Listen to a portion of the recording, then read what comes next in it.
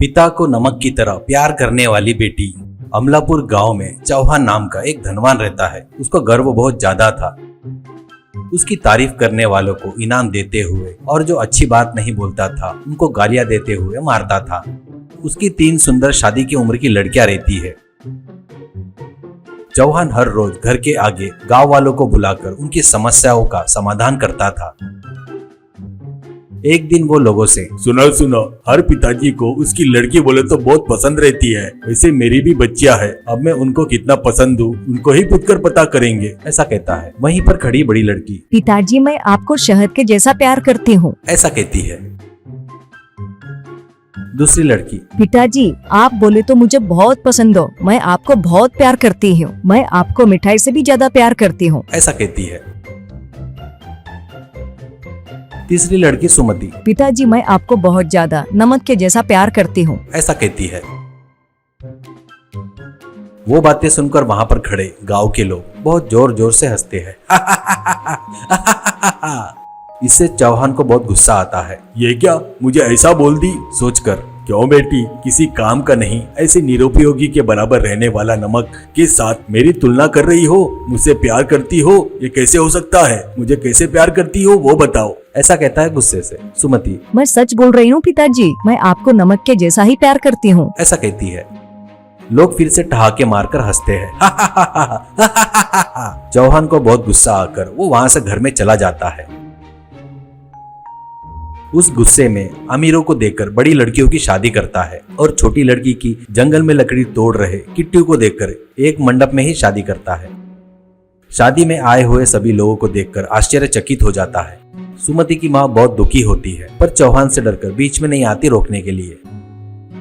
सुमति मन में, मैं इनको कितना प्यार करती हूँ, ये इनको समझ में आना ऐसा करना होगा, पर सही समय आने तक रुकना होगा करके चुपचाप रहकर किट्टू के साथ में जंगल में अपने घर में निकलती है।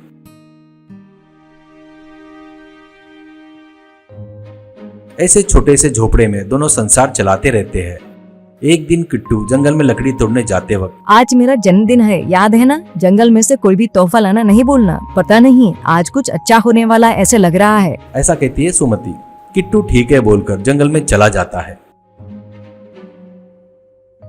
वहाँ पर लकड़ियाँ तोड़ते तोड़ते बहुत देर हो जाती है, थोड़ा अंधेरा भी हो जाता है। वो लकड़ियों का गठरा लेकर घर में वापस आते वक्त उसको पैर के अंधेरे में कुछ लगता है। वो उसको लेकर, ये क्या नरम नरम और लंबा है, यही उसको तोहफे में देता हूँ, ऐसा सोचकर निकलता है। घर आकर उसको पत्नी को देता है। ये क्या मरे हुए सांप को लाए, ठीक है लो इसको झोपड़ी के ऊपर डाल दो, क्या करना कल सुबह देखेंगे, ऐसा कहती है। वो सांप को झोपड़ी के ऊपर फेंकता है। अगले दिन सुबह सुमति की माँ घर के आगे कुछ काम करते वक्त उनके गले के हार नीचे गिर जाता है। वो देखती नहीं।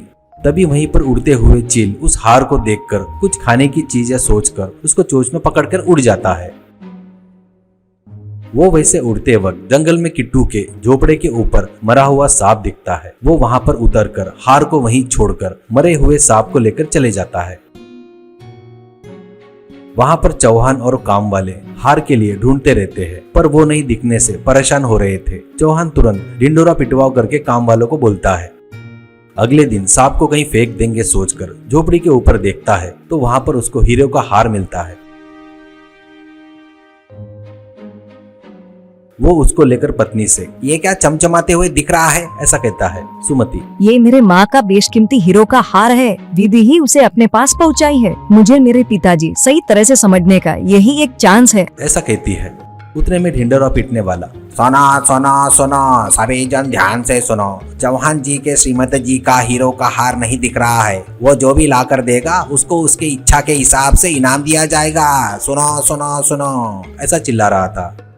वो सुनकर सुमति, तुम तुरंत जाकर इस हीरे के हार को पिताजी को दे दो, उन्होंने तुम्हारा चेहरा भी नहीं देखा है इसलिए वो तुमको नहीं पहचानेंगे, तुम कौन हो ये बताना मत, किसी भी तरह इनाम नहीं मांगना, बस दोपहर में आकर अपने घर में खाना खाओ, वही अपने लिए इनाम होगा करके बोलो, ऐसा कहती है। किट्टू ठीक है बोलकर जाकर हार को चौहान को देकर सुमति ने बोला वैसे बोलता है। वो आश्चर्य से चौहान ठीक है करके मान लेता है।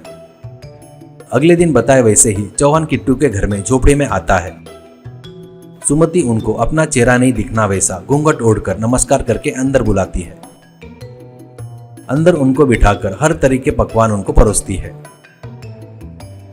वो खाकर चौहान चौंक जाता है। चीची, ये क्या सब्जी ऐसी है, एक में भी नमक नहीं है, सभी सब्जियां फीकी है। ऐसा बोल रहा होकर के बुरा मत मानना, बिल्कुल भी अच्छा नहीं है, ऐसा कहता है। तब सुमति घूंघट हटाकर, अब पता चला पिताजी नमक की क्या वैल्यू है। बगैर नमक का कितना भी अच्छा खाना बनाए तो उसका स्वाद अच्छा नहीं रहता। वो ही खासियत है नमक की, इसलिए मैंने आपकी तुलना नमक से की थी। तो आप गुस्सा हो गए, आपको नमक की वैल्यू पता चलने को होना करके ऐसा की मैंने। ऐसा खाना आपको दी, इसलिए मुझे माफ कीजिए। अंदर आपके लिए बनाया हुआ अच्छा खाना भी है। ऐसा कहती है। चौहान अपनी गलती को पहचान कर, मुझे माफ कर दो बेटी, नमक की वैल्यू पहचान नहीं पाया। बड़ी बहनों से भी ज्यादा तुम मुझे प्यार करती हो, अब मुझे पता चल गया। जवाई बापू, मुझे माफ कर दो, तुम दोनों अब मेरे साथ में रहो, मैं बहुत खुश होऊंगा, ऐसा कहता है। वो सुनकर सुमति और किट्टू उनको नमस्कार करते हैं। तब से सुमति और किट्टू उनके साथ रहते हुए बहुत खुश रहने लगे।